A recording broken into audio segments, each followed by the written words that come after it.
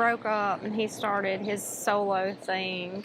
Yeah. Much like Paul McCartney. Right. Paul McCartney went on to form Wings and then solo and everything. But one of the things as far as John Lennon, since we are doing a John Lennon video, is like he was a very political person. Like he was very, anti-war, against the government, this and that. Not so much an anarchist, like, he wasn't out like causing people to, go crazy and bomb stuff and shoot people and everything. But he was just an outspoken person. He's very opinionated, very outspoken. He believed what he believed, and that was, that war was bad and the government.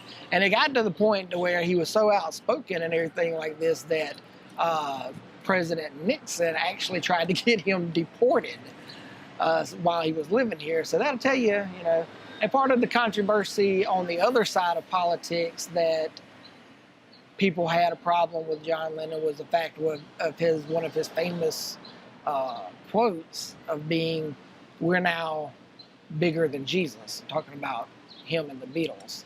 Cause that really set a lot of people off. I mean, and not so much in like the church community and everything, but just any religious based faction.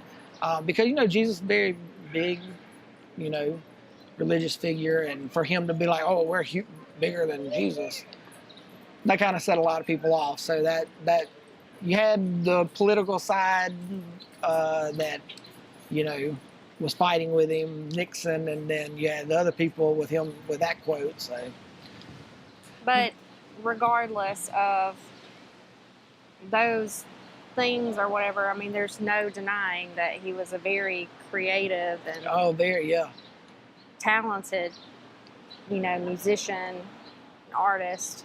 Yeah, he was a very gifted. Had a huge fan base. Yeah, I mean, with the Beatles and in his solo career, I mean, not only was he a, superb musician, I mean, he could play the guitar, no doubt. He was also a very excellent songwriter. I mean, I believe that if it wasn't for Lennon and McCartney, whether you want to say they both co-founded the Beatles or it was just Lennon or just McCartney, without those two, I don't think the Beatles would have been as big and as popular as what they were, because Lennon and McCartney wrote the bulk of the music. So the music that everybody fell in love with and, gaga'd over, that was Lennon and McCartney writing those lyrics. So that showed how